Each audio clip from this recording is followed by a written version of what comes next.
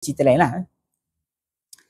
Iblis sentiasa menampak baikkan amalan-amalan syirik atau khurafat untuk membawa umat Islam bersama mereka dalam api neraka. Okey tuan-tuan ini dalam hal yang berkaitan dengan amalan-amalan syirik ataupun khurafat kan. Contohnya macam saya sebut tadilah untuk Islam, kalau tuan tengok kadang kalau dalam majlis tu yang pakai tudung pun ramai kalau yang perempuan kan dan kadang-kadang adalah kita dengar bismillah dia lah, apalah, selawat dia lah, apa semua kan, tapi dia buang, dia tolakkan apa contohnya kan, macam dia buatkan sesajen tu dia tolak dekat dalam air ke sungai ke apa kan, itu ialah makanan untuk apa, makanan untuk roh-roh lah, makanan untuk apa, untuk penjaga gunung lah, penjaga sungai lah, penjaga laut Jadi tuan-tuan, benda tu sebenarnya iblis yang menampak baikkan benda tersebut ditanamkan dekat dalam hati kita. Itulah caranya untuk kita dapat kemakmuran di kampung kita, sawah kita tahun depan akan, padahal tidak pun kalau dia nak rosak, dia rosak juga. Dan kebetulan tempat tu memang cantik, memang subur.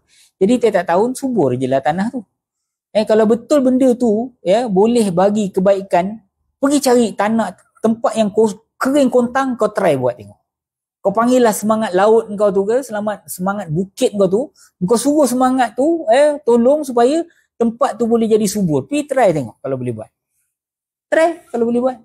Kalau betul lah tanah kau subur disebabkan oleh jin yang ada kat dalam, yang ada yang penjaga laut ke penjaga bukit tu kan, kalau betul kau bawa sesajen tu, kau pergi panggil jin tu, pergi makmur ataupun suburkan tempat tanah yang kering kontang tu, try buat guys kalau boleh.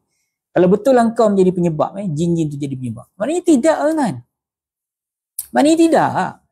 Tanah tu memang subur, tanah tu memang sesuai untuk tanam padi ke, untuk tanam apa-apa yang ada kat situ kan. So dia subur lah tiap-tiap tahun. Tak payah kau nak minta tolong dengan jin tu, kau minta tolong dengan Allah. Malaikat yang menjaga tempat tu pun bukan dengan dia kau minta tolong. Kan ada malaikat yang menjaga dan sebagainya kan. Betul. Tapi kau tak boleh minta tolong dengan malaikat tu. Salah tuan-tuan. Dalam akidah tu salah.